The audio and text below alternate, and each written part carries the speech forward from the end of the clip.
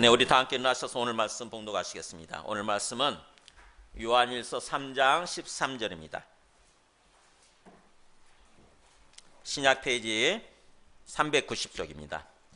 요한복음 3장 13절에서 마지막 24절까지 저와 여러분이 한 절씩 교독하시겠습니다. 신약 페이지 390쪽.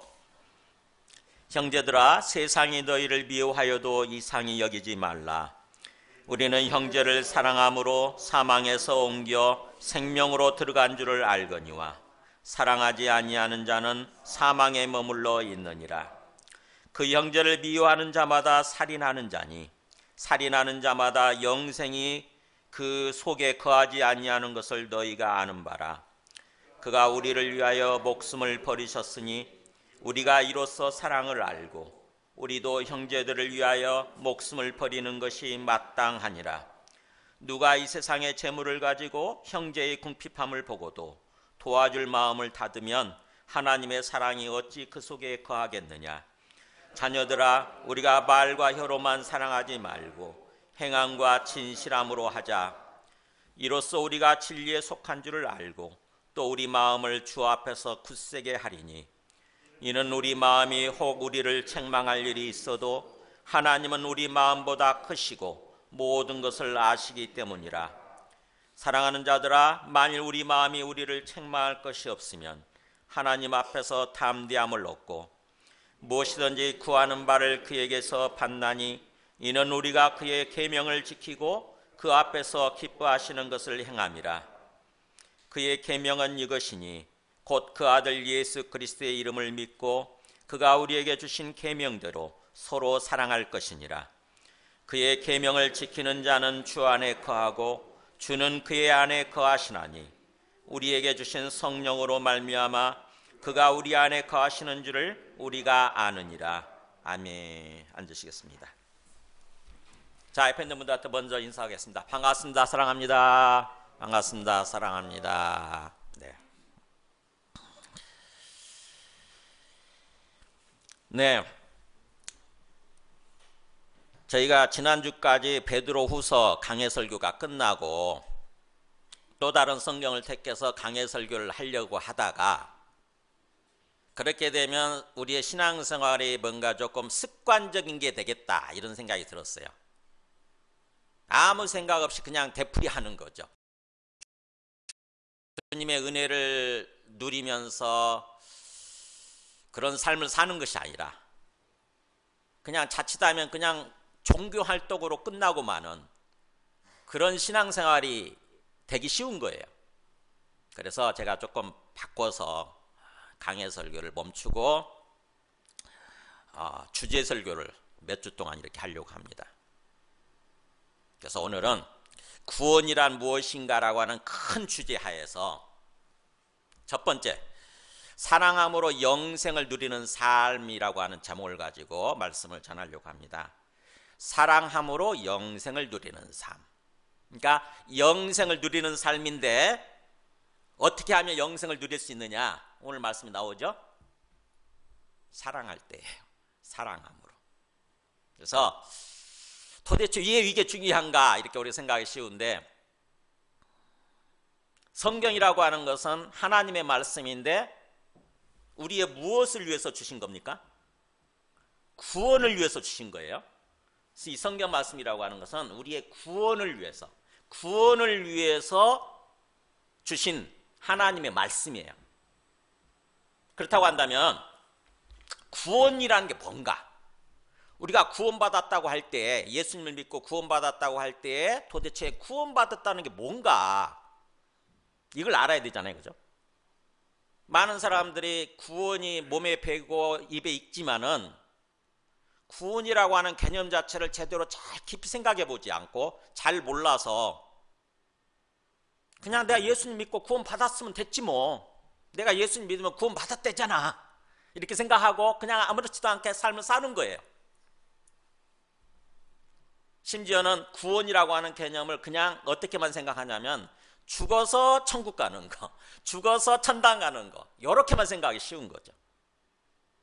많은 사람들이 그렇게 생각을 해요. 구원이라고 하는 거 다른 거 없어. 그냥 죽으면 천국 간다는 거야. 지옥 가지 않고. 이렇게만 생각하기 쉬운 거죠. 많은 사람들이 그렇게 생각을 해요. 아마 한국교회 성도들의 적어도 80%는 그렇게 생각하지 않을까 싶습니다. 우리가 그렇게 배웠어요, 사실은요. 저도 그렇게 배웠고, 어릴 때. 그냥 구원받는다, 예수 믿고 구원받는다고 하는 것은 죽어서 지옥 가지 않고 천국 가는 거래. 이렇게. 지옥은 막 불이 펄펄 끓고 있는데 천국은 낙원과 같은 것인데, 그래서 죽었을 때 우리 영혼이 그런 어떤 지옥에 가지 않고 그냥 천국에 가는 거래. 이렇게만 생각하고 배운 거예요. 근데 과연 그런가 하는 것입니다. 구원이라고 하는 것이 그것이 전부인가 하는 거예요. 그렇지 않다고 하는 거죠. 구원이라고 하는 개념이 요한복음 20장 31절부터 먼저 보여주실까요? 요한복음 20장 31절.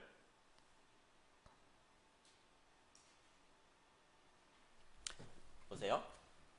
요한복음을 마무리하면서 사도 요한이 구원을 어디다 초점 맞추고 예수님 믿고 구원받는 것을 어디다 초점 맞추고 이 요한복음을 기록하고 있는가 한번 잘 보세요. 오직 이것을 기록함은, 이것은 요한복음이겠죠. 오직 이 요한복음을 기록한 이유는 너희로 하여금, 읽어볼까요 같이? 예수께서 하나님의 아들 그리스도이심을 믿게 하려 함이요 또 너희로 믿고 그 이름을 힘입어 생명을 얻게 하려 함이니라. 요한복음을 왜 기록했느냐? 기본적으로 예수님을 믿는 거죠. 그죠? 예수님을 믿는 건데 예수님을 어떤 분으로 믿어야 돼요? 하나님의 아들 그리스도라고 믿는 거예요. 그러니까 그냥 나 예수님이 누군지 잘 모르지만 그냥 믿어. 이렇게 생각하면 안 돼요. 성경이 하나님께서 우리한테 바라시는 것은 뭐냐면은 예수를 하나님의 아들로, 그래서 우리를 구원하시기 위해서 오신 그리스도로, 그리스도가 구원자라고 생각하면 돼요. 하나님의 아들로, 그 다음에 그리스도로 믿는 거, 그걸 바라시는 거예요, 하나님께서. 왜냐하면 그게 사실이니까. 예수님이 우리와 똑같은 인간의 모습으로 오셨지만, 그래서 우리와 똑같은 모습이 어떻게 보면, 그런데 사실은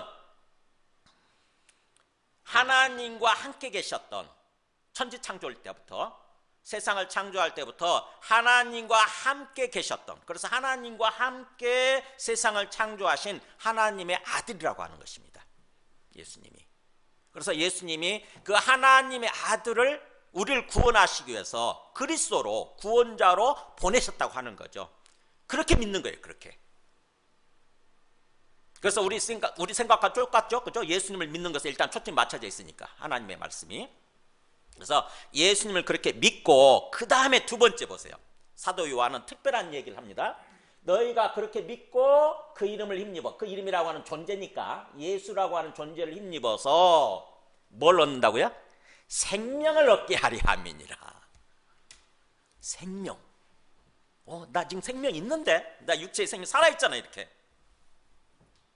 이 육체의 생명이 아니고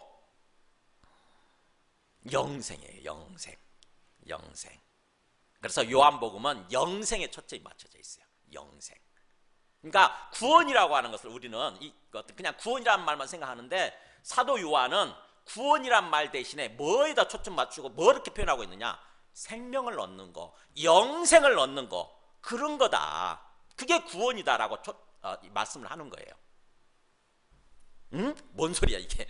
나는 구원하면 죽어서 천국 가는 것만 생각하는지 했더니 뭐 생명을 주는 거라고? 영생을 주는 거라고? 그러면 영생이 우리가 죽어서 다시 죽지 않고 영원히 사는 거, 그걸 말하나? 또 그렇게 생각하기 쉽잖아요. 그런데 그 생명이라고 하는 것이 어떤 거냐? 요한복음 3장 36절 보면 그 영생을 얻는 게 죽어서 얻는 게 아니라 이렇게 나옵니다. 아들을 믿는 자에게는 영생이 있고, 이렇게 표현해요. 이때 지금 있는 거래. 그러니까 나중에 영생을 얻는 게 아니고, 죽어서 영생을 얻는 게 아니고, 지금 아들을 즉 다시 말하면 예수님을 하나님의 아들로 그리스도로 이렇게 믿는 사람은 영생이 딱 주어져 가지고 영생을 갖고 있는 거래요. 그러니까 영생을 얻는 거는 뭐예요? 그냥 예수님을 믿음으로써 얻는 거예요. 예수님을 믿는 순간 영생이 주어지는 거예요. 모든 사람한테. 그러니까 영생을 얻는 거는 어떤 나의 어떤 노력, 나의 어떤 행위로 얻는 게 아니고 그냥 하나님이 보내주신 그 아들 예수님을 그렇게 믿으면, 하나님의 아들로 그리스도로 믿으면 그냥 영생이 주어지는 것이라고 하는 것입니다. 그렇다고 한다면 우리는 다 예수님 믿는 사람들이잖아요. 그래서 우리한테는 지금 영생이 있다고 봐야 되는 거예요. 영생을 소유하고 있다고 봐야 되는 거예요. 그렇다고 한다면 그 영생이 뭔가, 진짜 내한테 영생이 있는가, 도대체 영생이 뭔가, 이걸 알아야 되겠죠. 그죠? 그래야 내가 정말 하나님의 말씀대로, 하나님의 바람과 하나님의 기대대로 내가 예수님을 믿고 그 믿음에 합당한 삶, 참으로 영생을 누리는 그런 삶을 살고 있는가, 이렇게 체크할 거 아닙니까? 그거 확인할 수 있겠죠? 그래서 영생이 뭔지를 알아야 돼요. 영생. 영생을 한자로 쓰면 길영, 날생 이렇게 써가지고 그냥 어떻게만 생각하냐면은 영생은 그냥 영원히 사는 거다, 길게 사는 거다, 이렇게 생각하기 쉬워요. 길게 사는 거다, 길게. 길영자 썼으니까 길게. 우리 풀어서 얘기할 때는 영원히 사는 거다, 요렇게만 생각하기 쉬운데 과연 영생이 그런 건가 하는 거예요. 이 땅에서는 죽지 않고 영원히 살지 못하잖아요. 우리한테 영생이 주어졌다고 한다, 우리가 생각하는 대로 그 영생, 죽지 않고 영원히 사는 거, 이게 주어졌다고 한다면은 이 땅에서 죽지 않고 계속 살아야 되잖아요. 근데 그렇지 않잖아요. 우리가 때가 되면 죽지 않습니까? 그러면 그 영생이, 하나님께서 예수님을 통해서 우리에게 주신 영생이 우리가 생각하는 것과는 뭔가 조금 다른 거예요. 뭔가 조금 다른 거예요. 도대체 영생이 뭔가 하는 거예요. 영생이 뭔가. 하나님이 예수님을 통해서 우리한테 주셨다고 하는, 그래서 우리가 그걸 누리기를 원하시는, 영생의 삶을 살기를 바라시는 그 영생이 뭔가, 이걸 알아야 되는 거죠. 제가 스스로 그냥 제 입으로 설명하려고 하다가 성경에 유튜브 보니까 그걸 잘 설명해 놓은 어떤 그런 것들이 있더라고요. 그래서 제가 먼저 한 가지를 보여드리겠습니다. 바이블 프로젝트에서 이게 참 잘 만들었어요. 1분 50초부터 보여주세요.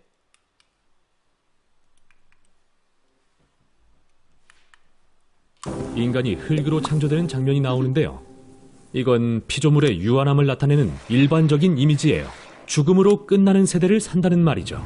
그러나 하나님은 인류를 거룩한 동산에 두시며 더 깊고 새로운 생명을 경험하도록 초청하십니다. 생명나무의 열매를 먹음으로써요?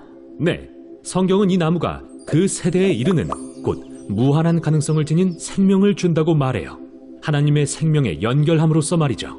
하지만 인간은 그 세대에 이르는 생명을 받아들이는 대신 선악을 알게 하는 나무의 열매를 먹습니다. 맞아요. 그건 인류가 자기 마음대로 사는 삶을 의미합니다. 하나님의 지혜를 떠나서요.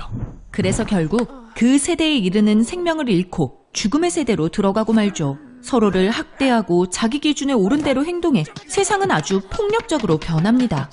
맞아요. 그래서 이후 성경의 이야기는 두 다른 세대, 즉 자기 마음대로 살다 죽느냐, 아니면 하나님의 생명으로 사느냐에 대한 선택의 문제가 됩니다. 인류는 하나님의 생명을 거절했지만 하나님은 돌아갈 길을 열어주겠다고 약속하세요.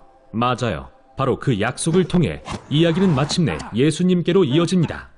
하나님의 생명이 육신이 되신 예수님 안에서 이제 두 세대는 겹칩니다. 그분은 유한한 죽음의 세대를 사는 동시에 영원한 생명의 세대도 사시죠. 그래서 우리가 그 세대에 이르는 생명에 참여할 수 있게 해주세요. 네, 요한복음에 나오는 예수님의 말씀처럼요. 영생은 오직 한 분이신 참 하나님을 알고 또 아버지께서 보내신 예수 그리스도를 아는 것이다. 하지만 인류가 동산에서 하나님의 생명을 거절했던 것처럼 예수님도 거절받고 죽임당하십니다. 그러나 하나님의 생명은 죽음보다 강해서 예수님을 죽은 자 가운데서 살려 다른 이들에게 그 생명을 나누게 하십니다. 그래서 요한복음은 또 이렇게 말하죠.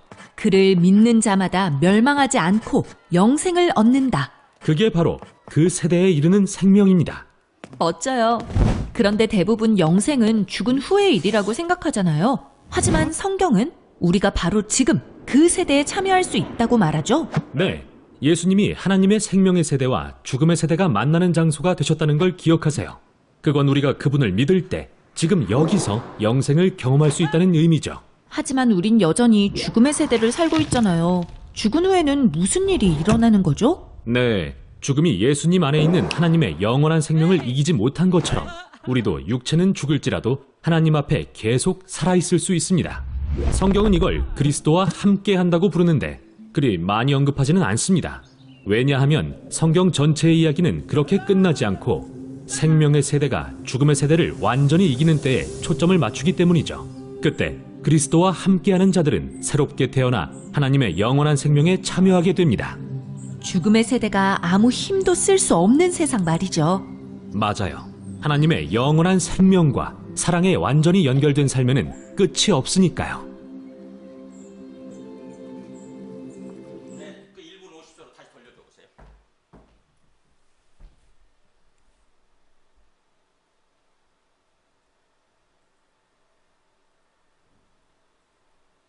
네, 거기서부터. 네. 장면이 나오는데요. 이건 피조물의 유한함을 나타내는 일반적인 이미지예요. 죽음으로 끝나는 세대를 산다는 말이죠. 그러나 하나님은 인류를 거룩한 동산에 두시며 더 깊고 새로운 생명을 경험하도록 초청하십니다. 생명나무. 이게 이제 그러니까 하나님이 인간을 태초 아담과 하와를 지으시고 나서 낙원에 두셨잖아요. 이게 낙원이라고 생각하시면 돼요.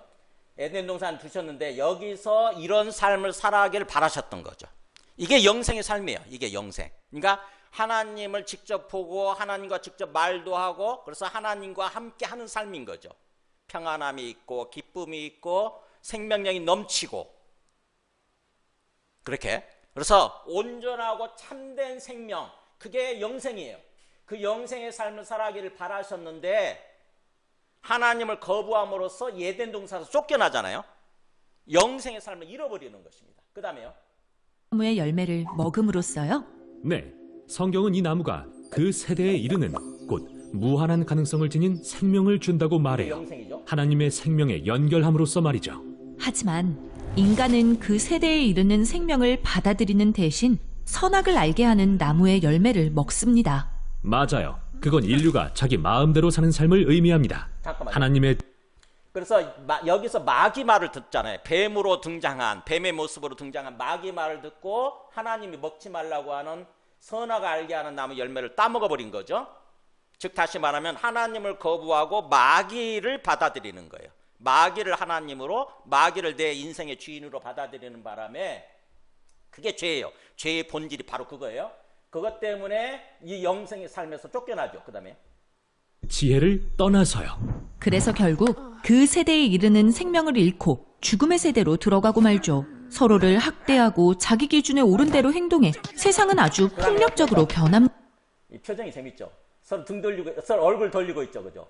남자는 이쪽으로 향하고 있고 여자는 이쪽으로 향하고 있고 그러면서 막 서로 싸우잖아요, 다투고. 이게 영생이 없는 영생의 삶이 아닌 이 땅에서 우리의 육신을 따라 살아가는 삶의 모습이에요. 한번 보세요. 입니다. 맞아요. 그래서 이후 성경의 이야기는 두 다른 세대, 즉 자기 마음대로 살다 죽느냐 아니면 하나님의 생명으로 사느냐에 대한 선택의 문제가 됩니다. 그래서 지금 우리가 예수님을 믿지 않고 영생을 얻지 못한 사람들은 이 땅에서 이런 모습으로 살다 끝나는 거죠. 자기 마음대로 사는 삶. 굉장히 어떻게 보면 막 행복하지도 않고 그런 불행한 삶을 살다가 장차 영원한 죽음으로 지옥으로 가게 되는 거예요. 근데 영생 하나님께서는 그 하나님의 생명을 받아서 하나님의 생명으로 사는 삶이 계속 이 땅의 삶과는 별개로 이렇게 진행이 되고 있는 거죠. 근데 그 하나님의 생명으로 사는 삶을 영생을 예수님 믿으면 우리한테 주시는 거죠. 이게 내려오는 거예요. 이렇게 예수님을 통해서. 그러니까 예수님 믿는 사람들은 두 개의 삶을 어떻게 보면 선택해서 살 수 있습니다. 예수님을 믿어도 계속 내 마음대로 어떤 그런 영생이 아닌 그런 삶을 살 수다가 끝날 수도 있고 아니면 이제 하나님의 생명을 받았으니 주님의 말씀대로 순종해서 영생의 삶을 살다가 장차 천국으로 갈 수도 있어요. 두 가지 길이 항상 놓여 있다고 하는 거죠. 그 다음에요. 인류는 하나님의 생명을 거절했지만 하나님은 돌아갈 길을 열어주겠다고 약속하세요. 맞아요. 바로 그 약속을 통해 이야기는 마침내 예수님께로 이어집니다.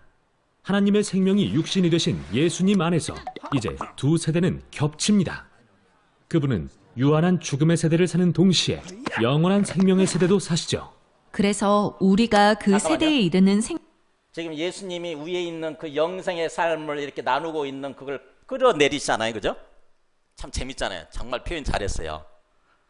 예수님이 오셔서 영생의 삶의 세상을 이렇게 딱 지상으로 끌어내리신 거지. 그래가지고 서로 영생을 누리는 삶을 살아가도록.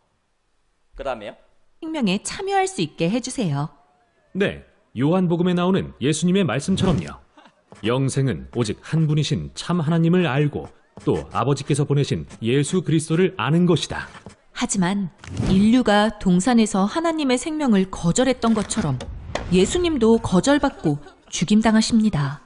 그러나 하나님의 생명은 죽음보다 강해서 예수님을 죽은 자 가운데서 살려 다른 이들에게 그 생명을 나누게 하십니다. 그래서 요한복음은 또 이렇게 말하죠. 그를 믿는 자마다 멸망하지 않고 영생을 얻는다. 그게 바로 그 세대에 이르는 생명입니다. 멋져요.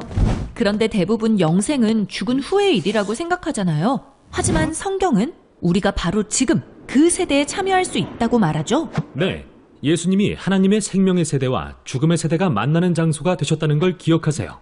그건 네, 우리가 그까지요. 그분을 그러니까 이 땅에서 우리가 계속해서 예수님을 믿어도 이 땅에서는 어떤 우리의 육체의 생명을 가지고 육신을 따라서 삶을 살게 되고 또 그럴 수밖에 없지만 그럼에도 불구하고 우리 예수 믿는 사람들은 영생이 주어져 있는 상태이기 때문에 성령을 따라서 영생의 삶을 살아갈 수 있다고 하는 거죠. 그 하나님께서는 우리를 구원해 주실 때 예수님을 믿게 하시고 예수님을 보내셔서 예수님을 믿게 하시고 우리를 구원해 주셨다고 할 때에 우리가 어떤 삶을 살기를 바라시는 것 같아요? 하나님 입장에서 생각해 보세요.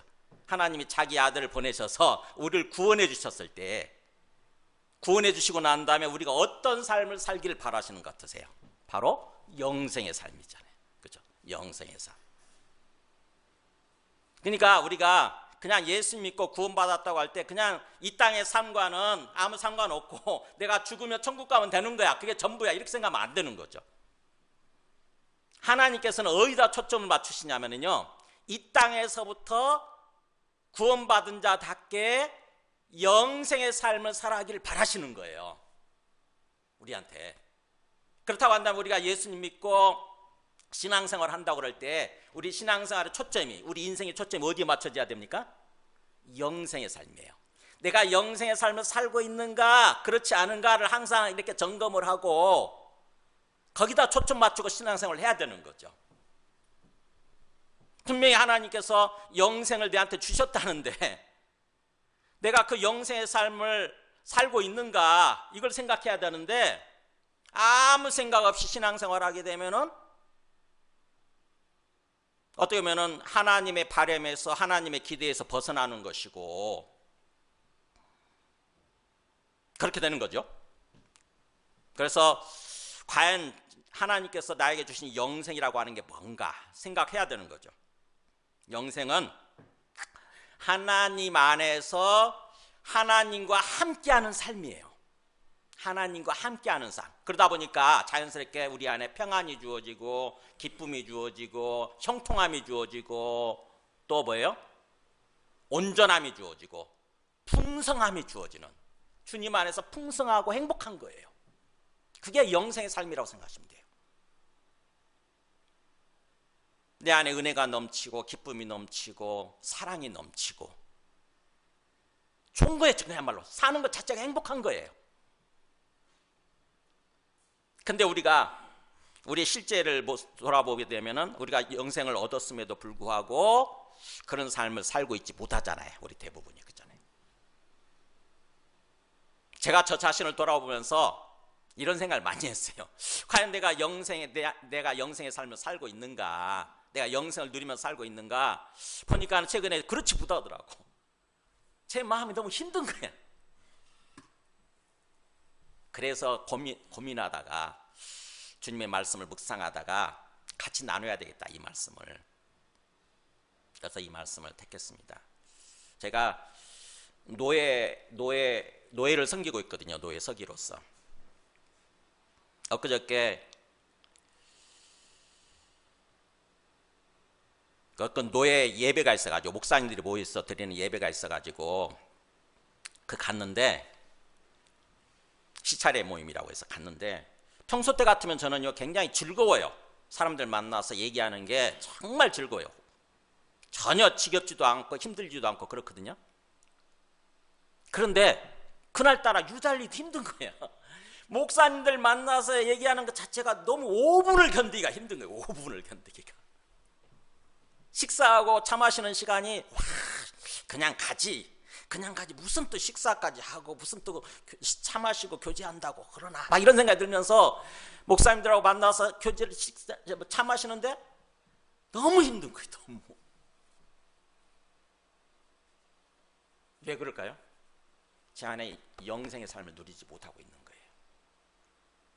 너무 힘든 거예요. 왜 그럴까요? 여러분도 한번 생각해 보세요. 과연 진짜 뭔가 사람들 만나는 것이 즐겁고 또 평소에 일하는 시간들이 즐겁고 가족과 함께 있는 시간이 즐겁고 막 그런가, 아니면 그것 자체가 힘든가 한번 잘 생각해 보세요. 굉장히 사는 것 자체가 우울하고 힘든가, 아니면 사는 것 자체가 정말 기쁘고 행복한가. 내가 영생의 삶을 누리고 있느냐 그렇지 못하느냐의 차이예요. 그래서 저는 진짜 내 안에 영생의 삶이 지금 없구나, 내가 영생의 삶을 누리지 못하고 있구나 하는 것을 절실하게 깨닫고, 도대체 이 근본적인 원인이 뭐지? 라는 생각을 했어요. 근본적인 원인이 뭐지? 그러다가 말씀을 통해서 깨달은 게 바로 보세요. 13절에서 15절 보면은 첫 번째 메시지입니다. 오늘 본문에서 우리가 사랑할 때 사랑함으로 영생의 삶을 누린다고 하는 거예요. 형제들아, 세상이 너희를 미워하여도 이상히 여기지 말라. 우리는 형제를 사랑함으로 사망에서 옮겨 생명으로 들어간 줄 알거니와 사랑하지 아니하는 자는 사망에 머물러 있느니라. 그 형제를 미워하는 자마다 살인하는 자니 살인하는 자마다 영생이 그 속에 거하지 아니하는 것을 너희가 아는 바라. 이거였어요. 바로 답이.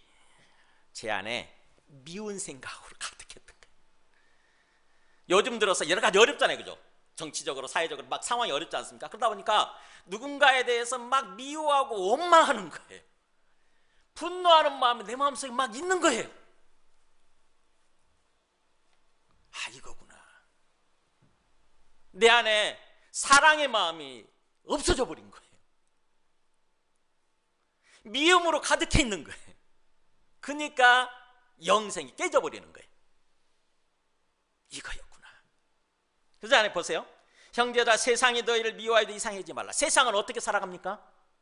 세상은 미움 속에서 살아가요. 자기 이기적인 욕망 때문에 내 이기적인 욕망을 채워주지 않는 사람이 있다. 그걸 방해하고 피해를 주고 뭔가 해코지하는 그런 사람이 있다. 그런 생각이 들면 미워할 수밖에 없어요. 세상 사람들은 미움이 가득한 모습 속에서 살아갑니다. 그런데 하나님을 믿는 사람들은 영생을 주셔서 형제를 사랑하는 모습으로 나타나야 되는데, 어느 순간에 우리가 두 인생을 살다 보니까, 그잖아요? 위에 있는 영생의 삶을 누리면서 살 수도 있고, 또 밑에 뭐예요? 육신을 따라서 세상 사람들처럼 미워하고 원망하면서 그런 삶을 살 수도 있고, 그렇잖아요? 우리가 그렇게 되다 보니까 어느 순간에 세상에 속는 거예요. 세상에 주는 가짜 정보, 가짜 지식에 속는 거예요. 그래가지고 내 마음속에 자연스럽게 생겨나는 어떤 그런 미움, 원망, 분노, 이것이 가득한 모습으로 사는 것입니다. 그렇게 되면 영생이 깨져버리는 거예요. 영생을 누리지 못하는 거예요. 성경에도 마태복음 24장 9절 보면은 마지막 때가 되면, 예수님이 오실 그런 마지막 때가 되면은 그게 그런 현상이 나타날 거라고 이렇게 예언을 합니다. 주님께서. 그때 그렇잖아요. 그때 예수님이 오실 때쯤이에요. 예수님이 오실 때가 되면은 사람들이 너희를 환난에 넘겨주겠으며 너희를 죽이리니 너희가 내 이름 때문에 모든 민족의 미움을 받으리라. 우리 예수 믿는 사람들이, 세상 사람들이 자꾸 우리 예수 믿는 사람들, 기독교인들을 미워하게 되는 거예요. 마지막 때가 되면. 그때 많은 사람이 실족하게 되어 서로 잡아주고 서로 미워하겠습니다. 그잖아요. 세상은 당연히 서로 잡아주고 서로 미워하고 이렇게 사는 거고, 우리는 또 거기에 속아가지고 우리가 예수 믿는 사람들임에도 불구하고 사랑하지 않고 뭐예요? 또 미워하게 되는 거예요. 심지어는 같은 형제들인데도 미워해. 그 형제가 내 욕심을 채워주지 않으면, 뭔가 내 욕심을 이루는 것에 뭔가 방해된다 싶으면 미워하는 거예요. 형제를 사랑하지 않는 거예요. 마지막 때가 되면 그럴 거라고 그러잖아요. 그래서 불법이 성함으로 많은 사람의 사랑이 식어지리라. 이 마지막 때 현상이에요. 불법이 세상에 가득하게 되는 거예요. 불법이. 그러니까 우리는 도저히 이해하지 못하는 현상들이 자꾸 나타나잖아요. 그죠? 세상에서 어떻게 저런 일이 발생할 수 있지? 어떻게 저렇게 행동할 수 있지, 사람들이? 마치 그 사람들은 뭔가 법도 모르고 양심도 없는 사람들 같아. 그 불법이 무성해지면서, 그러다 보니까 뭐예요? 사람들에 대해서 막 사랑해 보려고 했다가 사랑이 식어져 버리는 거죠. 사랑이 없어지고 미움이 가득하게 되는 거예요, 우리 마음속에. 그게 마지막 때의 모습이라는 거죠. 우리가 그런 삶을 살기 쉬운 거예요. 제가 그런 삶을 살고 있었기 때문에 제 안에 영생이 약해진 거예요. 영생 삶을 누리지 못하는 거예요. 사람들 만나서 즐거워하고 사랑하고 섬기고 이래야 되는 건데, 그게 즐겁게 해야 되는 건데 그게 안 되는 거예요. 그냥 5분 10분 견디기가 힘든 거야. 그러면서 제가 전에는 이걸 전혀 이해를 못했어요. 뭐 공황장애에 걸린 사람들, 우울증에 걸린 사람들에 대해서 제가 참 이해를 못하고 공감을 못했어요. 근데 제가 이 현상을 겪으면서 그분들이 생각이 나는 거예요.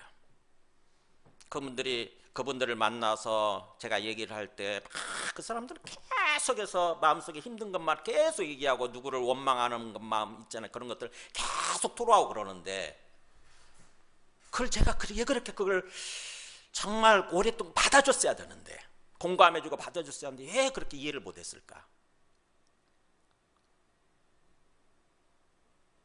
그 사람들이 뭔가 상처를 받아서, 마음의 상처를 받아서 그 사람들을 원망할 수밖에 없는 거죠. 미워할 수밖에 없는 거예요. 영생의 삶이 깨진 거예요. 영생이 그 안에서. 그분들의 생각이 나더라고요. 너무 미안한 거예요. 우리 교회 나오다가 안 나오신 분들 있잖아요. 우울증이 걸리고. 제가 또 서초도 사랑의 교회 섬길 때에 공황장애에 걸린 사람 집을 제가 신방을 했더랬는데, 이쪽 용인 쪽에. 저는 그때 공황장애라는 걸 처음 들었었거든요. 그때는 한 10년, 15년 전이니까. 뭐 공황장애가 뭐야 도대체.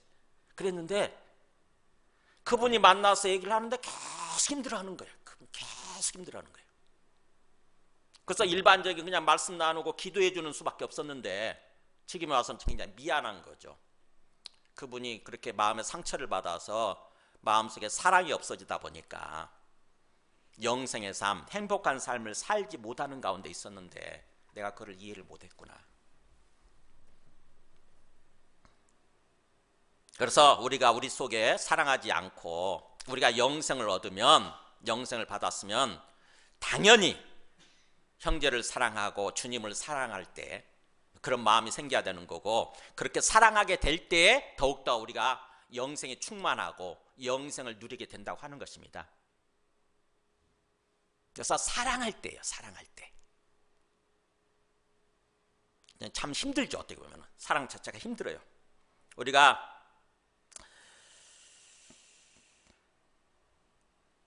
이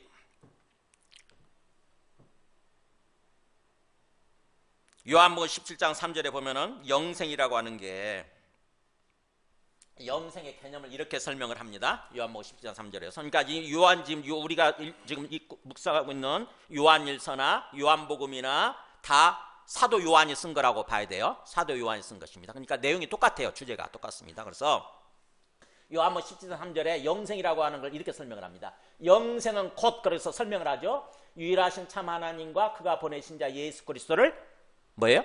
읽어볼까요? 아는 것입니다. 아는 것입니다. 이게 안다고 하는 게 지식적으로 아는 게 아니에요. 머리 지식적으로 아는 걸 말하는 게 아니라 우리 몸으로 아는 거예요. 몸으로.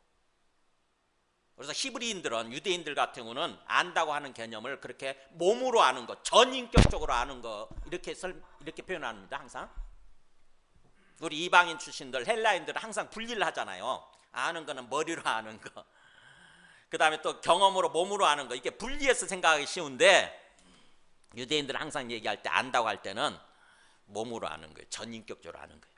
그러니까 영생이라고 하는 건 뭐다? 하나님을 몸으로 아는 거, 경험을 통해서, 관계를 통해서 아는 거, 그리고 하나님이 보내신 하나님의 아들 예수 그리스도를 또 경험을 통해서, 몸을 통해서 아는 거라는 거죠. 영생이라고 하는 것은 그렇게 하나님을 전인격적으로 경험을 통해서 경험적으로 알아가는 거예요. 아, 하나님이 이렇구나. 아, 예수님이 바로 이런 분이시구나. 하나님이 이렇게 나를 사랑하시는구나. 하나님이 나한테 이런 삶을, 이렇게 행복한 삶을 살아가기를 바라시는구나라고 하나님을 알아가는 거, 하나님의 사랑을 알아가는 거, 그게 영생이라는 거죠. 그렇게 하나님을 알고, 그렇게 되면은 하나님께서 나에게 어떤 사랑을 베풀어 주셨는가, 그 하나님의 사랑을 알 때 비로소 우리가 진짜로 사랑하는 삶이 시작이 되는 거죠. 그래서 두 번째 메시지입니다. 16절에서 19절까지 보면은, 20절까지 보면, 20절까지 두 번째 보세요. 16절에 그가 우리를 위하여 목숨을 버리셨으니 우리가 이로써 사랑을 알고 우리도 형제들을 위하여 목숨을 버리는 것이 마땅하니라. 그러니까 우리가 사랑하는 삶을 살아야 되는데, 그래야 영생을 누리게 되는데, 어떤 사랑이냐 하는 거예요. 어떤 사랑이냐. 우리가 생각하는 대로 그냥 사랑합니다, 그러면 그게 사랑하는 건가? 아니라는 것입니다. 아니라는 거예요. 하나님 우리한테 바라시는 사랑이라고 하는 것은 하나님이 우리에게 베풀어 주신 것처럼 그렇게 사랑하는 거. 하나님이 어떻게 베풀어 주셨느냐 나오잖아요. 그가 우리를 위해서 목숨을 버리셨으니 우리가 이로써 사랑을 알고, 그잖아요. 진정한 사랑을 뭘 통해서 아는 거예요? 네, 예수님이 오셔서 우리를 위해서 목숨을 버리신 사랑. 아, 그렇구나. 이게 사랑이 쉽지 않네, 그죠? 그러고 보니까 그냥 쉽게 사랑합니다 그러면은 사랑하는 건 줄 알았더니 이게 쉽지가 않아요. 하나님 우리한테 바라시는 기준은 예수님처럼, 하나님처럼 살아가는 거라는 거죠.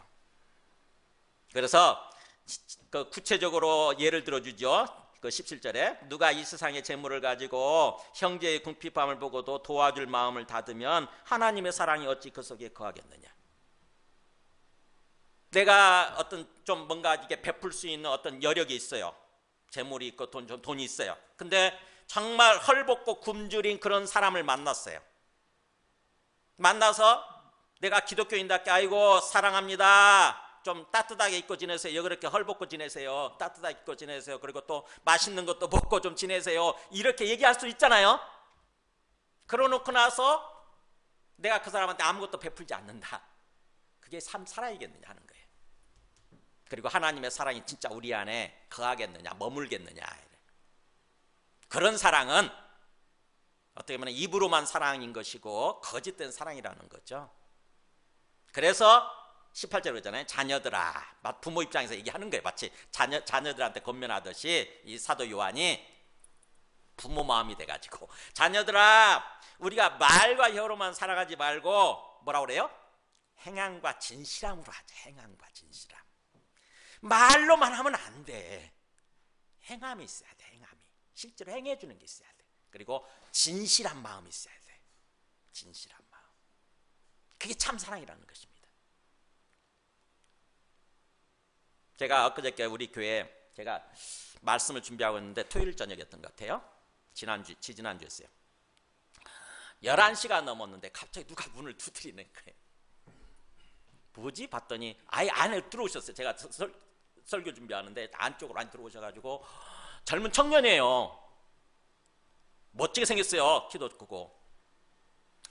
누구세요? 그랬더니 목사님 죄송합니다. 그러면서 저는 명지대학교 군대 갔다 와서 명지대학교 복학생인데 제가 학비를 벌기 위해서 이쪽 용인 쪽에 지금 머물고 있는데 오늘은 일이 없어가지고 일을 못 나가고 그래서 아침부터 굶었습니다. 그러면서 다른 건 없고 혹시 오늘 저녁 여기서 좀 자면 안 될까요? 그러시는 거예요. 명지대 복학생이래. 잘생겼어요. 이름이 뭐냐 그랬더니 강민호래. 제주도 서귀포에서 올라왔대요. 근데 뭐야 마음이 참 짠하더라고. 이야, 이 젊은 친구가 젊어서 고생은 사서 한다고 그랬지만 그래서 지금 고생하지만 굉장히 훌륭하게 될 거라고 저는 생각을 하고 짠한 거예요. 그래서 이것저것 혹시 먹을 거 없나 이렇게 좀 챙기고 그 다음에 제 안에 뭔가 돈이 있나 보니까 뭔가 여기서는 잘 수는 없잖아요. 추운데 어떻게 자. 그래서 찜질방에 가서 잤으면 좋겠어요. 그래서 돈을 보니까 돈이 없어요. 제가 바로 그 전에 우리 노예에서 어디 그 갔다 와가지고 제가 환전을 했는데 달러 5,000원짜리 하나하고 달러가 몇 개 있더라고. 10달러짜리. 그래서 다 그거 꺼내고 해가지고 제가 줬어요. 주면서 제가 지금 돈 우리 국내에 돈 현금이 없어 미안합니다. 그러면서 10달러짜리 몇 개 꺼내고 5,000원짜리 꺼내가 주면서 혹시 찜질방에 예금방에 바로 찜질방이 있으니까 찜질방에 가서 이거 달러 내고 자라고 거기서 혹시 달러 받을까요? 그러더라고. 아니 달러 안 받을 수도 있지만 얘기하라고. 왜냐면 요즘 달러 뭐죠? 환율이 1달러에 1,400 얼마인가 기잖아요. 그러면 10달러짜리 주면은 14,000원, 15,000원 되니까 찜질방 12,000원이면 들어가잖아요. 아 그냥 10달러짜리 주라고. 그 사람들도 손해보는 게 아닌데. 그래가지고 그렇게 먹을 거 다 있는 것들 다 털고 그렇게 털어가지고 줬어요. 줘서 보냈어요.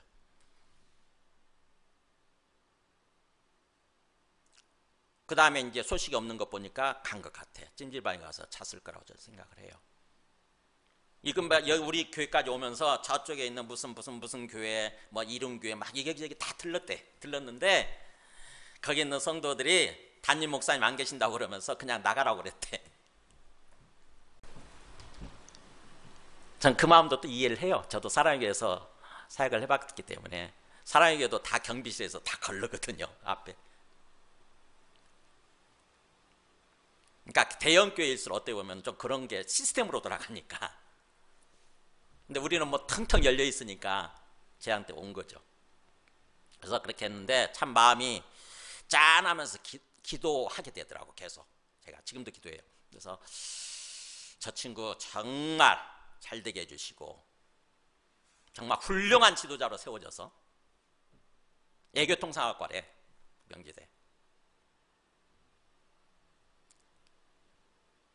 진짜 예수님도 믿고 그렇게 구원받아서 영생의 삶을 살게 해주시고 또 다른 사람을 섬기는 사랑하는 그런 삶을 살게 해주세요라고 기도하게 되더라고요.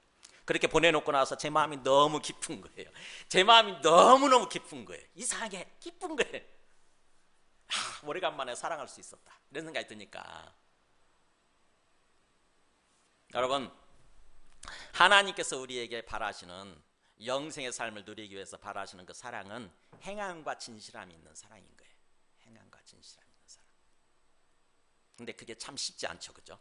쉽지 않습니다. 어떻게 하면 행하고 진실한 마음을 담아가지고 행할 수 있는 그런 사랑을 베푸느냐.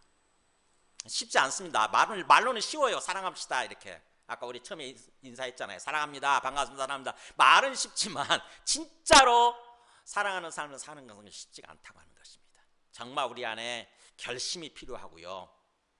결단이 필요하고 그 다음에 뭔가 한 걸음 내디뎌보는 게 중요해요. 이렇게 한 걸음 반 걸음 내 지금 상황에서 한번 해보는 것입니다. 한 게 시작 자체가 중요해요. 뭔가 내가 돈을 다 모아가지고 나중에 돈이 많아지면 그때 도울게. 그때 뭔가 사랑하는 삶을 살게. 이게 안 돼요. 지금 단계에서 지금 있는 단계에서 그냥 뭐예요? 내 조그만 1,000원짜리 있으면 1,000원 가지고 사랑하는 삶을 사는 것입니다. 그게 연습이 되고 그게 훈련되어질 때 장차 우리가 부자가 됐을 때도 그런 사랑하는 삶을 살 수 있어요. 마지막 메시지입니다. 21절에 보면 우리가 그렇게 사랑하는 삶을 통해서 사랑하면서 영생의 삶을 살게 될 때 그것이 어떻게 이어지느냐, 하나님과 하나됨으로 또 기도 응답으로 이어진다고 하는 것입니다. 보세요. 21절에 사랑하는 자들아, 만일 우리 마음이 우리를 책망할 것이 없으면, 하나님 앞에서 그렇게 사는 데서 책망할 것이 없어요. 마음 막 기쁘게 행복한 거예요. 그러면 하나님 앞에서 담대함을 얻고, 담대함이 확신이에요. 확신. 야, 하나님이 진짜 나와 함께 계셔 주시는구나. 하나님이 나를 붙들고 계시는구나. 하나님이 나의 인생을, 나의 가정을 책임지고 계시는구나. 확신을 얻는 거예요. 담대함. 확신을 얻고, 그 다음에 무엇이든지 구하는 바를 그에게서 받나니. 와, 이렇게 이어지네요. 무엇이든지 우리가 주님 앞에 기도할 때 기도 응답을 받는데, 확실하게. 이는 우리가 그의 계명을 지키고 그의 앞에서 기뻐하시는 것을 행함이라.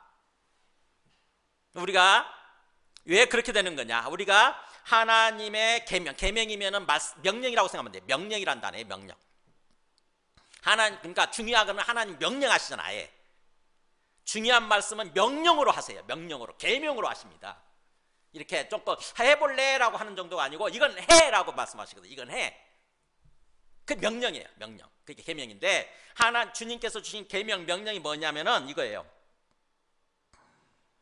23절 설명하잖아요. 그의 계명, 그의 명령은 이것이니 곧 그 아들 예수 그리스도 이름을 믿고 그가 우리에게 주신 계명대로 서로 사랑할 것이니라. 이거예요.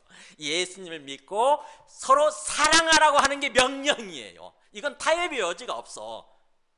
내가 핑계대고 변명되고 막 그럴 게 아니에요. 그냥 명령이야. 명령. 사랑하라고 하는 것은 명령입니다. 그래야 우리가 하나님께서 기뻐하시고 바라시는 그런 영생의 삶을 살게 되는 것이니까요. 그래서 우리가 정말 사랑하면서 영생의 삶을 살게 될 때 이렇게 하나님 안에서 기도 응답으로 이어지고, 그 다음에 또 뿐만 아니라 24절에 그의 계명을 지키는 자는 주 안에 거하고 주는 그 안에 거하시나니 그러잖아요. 그 사람은 주님 안에서 살게 돼 있고, 그 다음에 또 주님은 그 사람 안에서 머물고 살고 계신다는 거죠. 그러니까 주님과 우리가 하나가 돼버리는 거예요. 완전 영적으로 연합이 되는 거예요. 그렇게 된다고 하는 것입니다. 그러니까 얼마나 이렇게 뭔가 은혜고 어떤 축복이고 이게 많습니까? 내가 사랑함으로써 하나님 주신 영생의 삶을 누리면서 살게 될 때 그것 자체만으로도 행복한데, 그죠? 그것 자체만으로도 기쁘고 행복한데 뭐예요? 기도응답으로 이어지고, 와, 우리가 하나님께 기도할 때 뭐든지 다 들어주신대. 기도응답으로 이어지고, 그 다음에 주님과 우리가 완전 연합으로 이어진대잖아요. 하나됨으로. 얼마나 이렇게 은혜가 큽니까? 혜택이 큽니까? 주님께서는 우리한테 어떤 우리를, 예수님을 보내주셔서 우리를 구원해 주신 다음에 바로 이런 삶을 살아기를 원하시는 거죠. 이런 삶, 영생을 막 충만히 누리는 삶. 그러면서 하나님께 기도했을 때 하나님도 막 기뻐서 그래, 이거 줄게 그러면서 응답해 주시고, 그러면서 하나님께서 분리된 모습으로 계시지 않고 나와 너는 하나야 그러면서 딱 우리를 붙들고 하나가 돼서 걸어가시고. 우리가 바라는 거 아닙니까 이거? 그잖아요. 어떻게 될 때? 어떻게 할 때요? 사랑할 때. 우리가 사랑할 때. 사랑할 때. 그래서 사랑이 명령인 거예요. 사랑하라예요. 무조건 사랑하라. 이것저것 따지지 말고 사랑해. 사랑해. 그래야 하나님이 우리한테 바라시는 그런 삶이 이루어진다고 하는 것입니다. 자, 말씀을 정리합니다. 다시 한번 우리가 예수님을 믿고 우리가 구원받았을 때, 구원받는다고 할 때 그 구원의 개념이 뭔가, 하나님께서는 우리를 구원해 주신 다음에 우리가 어떤 삶을 살기를 바라시는가, 이렇게 사도 요한이 표현하고 있는 영생이라고 하는 관점에서 영생의 삶이라고 하는 관점에서 우리의 구원이라고 하는 걸 생각해 보는 거예요. 성경에는 그 구원의 개념에 대해서 여러 가지로 표현하잖아요. 그죠? 뭐 사도 바울 같으면은 뭐라고 또 표현하죠? 의로움, 칭의 표현하죠. 칭의. 이신칭이란 말 들어보셨죠? 믿음으로 의롭게 된다. 그게 구원이에요. 그러니까 전에는 죄인이었는데, 하나님과 분리돼 버린, 하나님과 원수가 돼 있는 그런 죄인이었는데 예수님을 믿으면 의롭다라고 해주신다는 거예요. 의롭다라고. 이제 정상적인 사람이 됐다라고 해주신다는 거예요. 그게 칭의예요. 너는 이제 의인이야 라고 이렇게. 그러니까 사도 바울은 구원이라는 개념을 의라고 하는 관점에서 표현하고, 또 다른 성경에는 뭐 하나님의 백성으로 회복되는 거다, 하나님의 자녀가 되는 거다 이렇게 표현하기도 하고, 구원을 또 하나님의 나라에 들어가는 거다 이렇게 표현하기도 하죠. 하나님의 나라에 들어가는 거다. 우리는 하나님 나라 그러면 한자말 천국만 생각해가지고 죽어서 천국 간다는 거구나 이렇게 생각하기 쉬운데, 사실은 이 땅에서부터 하나님의 통치에 들어가는 거죠. 하나님이 인도해 주시고 하나님이 다스리시는 그런 하나님의 통치에 들어간다고 하는 개념이, 우리가 예수님 믿고 하나님의 나라에 들어간다 이렇게 표현하는 거예요. 마가복음, 누가복음에서는 그렇게 표현하죠. 하나님 나라에 들어가는 거다. 그러니까 그런 식으로 이렇게 저렇게 여러 개 구원이라고 하는 개념을 표현하고 있는데, 우리는 그 구원의 개념을 왜 그렇게 표현하고 있는지 그 어떤 이유를, 그 자세한 내용들을 알아야 비로소 그 구원받은 자답게 진정으로 삶을 살아가게 되는 거죠. 사도 요한은 특별히 영생이라고 하는 개념, 다른 사람들은 별로 잘 안 써요. 근데 사도 요한은 이 영생이라고 하는 개념을 표현하고 있는 거죠. 우리 마지막 말씀 하나 보겠습니다. 우리 요한일서 5장 13절 보면, 지금 우리 요한일서 하고 있는데 5장 13절 보면 이렇게 강조를 하잖아요. 네, 여기 보겠습니다. 내가 하나님의 아들임을 믿는 너희에게 이것을 쓰는 것은 너희로 하여금, 같이 읽습니다. 너희에게 영생이 있음을 알게 하려 함이라. 자, 지금 요한일서를 쓰고 있는 목적, 이유가 나오죠. 뭐 때문에 쓴다고요? 너희한테 영생이 주어져 있어 이거잖아요. 너희한테 영생이 있음을 알게 하기 위해서 내가 지금 이거 쓰고 있는 거야. 그 말은 무슨 말이에요? 너희한테 영생이 주어졌는데 그 영생을 누리는 삶을 살아야 돼 이거잖아요. 그죠? 영생을 주어졌는데 많은 사람들이 영생을 받긴 받지만 영생을 누리지 못하고 산다. 그런데 너희는 뭐예요? 영생을 누려야 돼. 너희한테 영생이 주어져 있다고 하는 사실을 알고 영생을 누리는 삶을 살아야 돼. 이렇게 얘기를 하는 거죠. 그러면서 그 영생을 누릴 때에 이렇게 기도로 이어집니다. 그를 향하여 우리의 가진 바 담대함이 이것이니, 확신이에요. 우리가 가진 바 담대함이라면 확신이라는 뜻입니다. 확신이 이것이니 그의 뜻대로 무엇을 구하면 들으심이라 그러잖아요. 우리가 영생의 삶을 살 때에, 우리가 하나님의 뜻대로 기도할 때에 하나님은 뭐하고 계신다? 듣고 계신대요. 하나도 놓치지 않으려고 귀 기울여 듣고 계신다. 이 들으심이라고 하는 듣고 계신다 이런 뜻이에요. 경청하고 계신다. 말해. 네 힘든 마음 말해. 네가 필요한 거 말해. 나 듣고 있어. 그게 들으신대요. 그러니까 하나님과 소통이 되는 거죠. 서로 대화가 되는 거예요. 하나님과.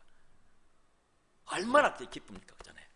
내가 허공에다 막 기도하는 게 아니라 하나님이 듣고 계신대. 그러면서 뭐예요? 우리가 무엇이든지 구하는 바를 들으시는 줄 알죠. 그러니까 하나님이 듣고 계신다. 주님이 나의 지금 이 기도를 듣고 계신다. 이거를 진정으로 내가 한다면, 내가 그걸 확신하고 믿는다고 한다면 뭐예요? 우리가 그에게 구한 그것을 뭐 한다고요? 얻은 줄도 또한 아느니라 그렇잖아요. 그분이 듣고 계신다고 한다면은 듣기만 하고 기도 응답 안 해주시는 게 아니라 반드시 응답해 주신다는 거죠. 얻은 줄도, 이미 얻었다는 것도 안다는 거예요. 시간 문제라는 거죠. 제가 이 얻은 줄, 듣고 계시는 것을 안다고 한다면은 얻은 줄 아는 할 때 어떤 게 생각이 나냐면, 제가 대학교 그때가 2학년 때입니다. 대학교 1학년 때 제가 큰 어떤 그 사고를 경험하는 바람에 제가 공부에 집중을 못했어요. 1학년 여름방학 때 큰 사고, 연탄가스 중독을 해가지고 제가 죽었다가 죽음에서 3일 만에 살아났거든요. 그러고 나서 산다는 게 뭐고 죽는다는 게 뭔가 이런 고민이 되니까 공부를 못하겠더라고. 그래서 결국에는 1학년 2학기 성적이 확 떨어지면서 학사 경고를 받았어요. 그러다 보니까 장학금을 받지 못하는 거예요. 장학금 받지 못하면 학교 못 다니는데. 그래서 2학년 때 2학년 그 1학기 때 예수님을 제가 알게 되고 예수님을 믿게 되고 그러면서 기도하는 거예요. 기도한 끝에 장학금 받게 해달라고. 이 장학금 못 받으면 제가 학교 못 다닌다고. 장학금 받게 해달라고. 제가 지금 성적이 안 되지만 무조건 장학금 달라고 지금. 하나님께 막 떼를 쓰다시피 하면서 기도를 하는데 어느 순간에 예수님이 얘따 받으라 그러면서 장학금을 딱 던져주시는 것이 어떤 식으로 느껴지냐면요. 마치 그 우리 농구공 있죠. 농구공 굉장히 좀 크고 무겁잖아요. 근데 농구 선수가 농구공을 우리한테 확 던져줬다고 생각해 보세요. 그러면은 어떻게 하냐면은 헉 하고 받아요. 받는 순간 헉해. 너무 이게 무겁고 크기 때문에. 그 느낌이었어 딱. 주님이 제가 때를 쓰다시피 기도하니까 왜냐? 애따 받으라고 탁 던져주시는데 헉 그랬어요. 제가 헉. 그래서 제가 아직 받지 못했지만 이건 받았구나. 내가 장학금 받게 되구나. 확신이 딱 드니까 제가 이제 그때 예수님 믿고 선교단체 들어갔었거든요. 선교단체 형제들하고 같이 교제를 하면서 그랬어요. 나 장학금 받을 거야 이번에. 장학금 받게 될 거라고. 그랬더니 웃기지 말래. 그 형제들이 웃기지 말래. 안 믿는 거예요.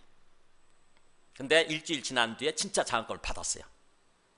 그랬더니 형제들이 난리가 났어. 이야, 나도 좀 기도해달라고. 나를 위해서 기도해달라고 막 그러더라고. 그런 거예요. 그러니까 우리가 주님과 활발하게 소통하면서 영생의 삶을 살고 있으면 어떻게 보면 하나님이 우리 기도를 듣고 계시고 그 다음에 내가 듣고 계신다고 하는 것을 확신할 때에 이미 받은 것도 얻은 것도 기도응답 받은 것도 알게 된다고 하는 것입니다. 나중에 시간이 지나면 그게 밝혀지는 거예요. 자연스럽게. 그래서 어떻게 보면은 진정으로 우리 믿음이 중요하죠. 믿음이. 기도하기 전에 믿음이 중요해요. 허공에다 기도하는 게 아니라 내 앞에 지금 듣고 계시는 주님을 의식하고 주님이 듣고 계신다. 이거를 의식하고 그걸 믿고 기도하는 것입니다. 주님께 기도하는 거예요. 주님께. 주님 다 듣고 계시죠? 다 보고 알고 계시죠? 그러면서 기도하는 거예요. 그러면 시간이 지난 다음에 자연스럽게 진짜 응답해 주셨네 이렇게 깨닫게 되는 거죠. 중요한 것은 우리가 하나님께서 우리한테 그런 삶을 원하신다고 하는 거, 활발하게 정말 영생의 삶을 누리기를 원하신다고 하는 것을 항상 우리가 알고요. 그 다음에 그 영생의 삶을 누리기 위해서는 사랑하는 삶을 사는 것입니다. 내 욕심, 내 이기심 다 내려놓고 내 마음속에 일단 미움이 없어져야 돼요. 미움과 원망하는 마음, 분노하는 마음이 없어져야 돼.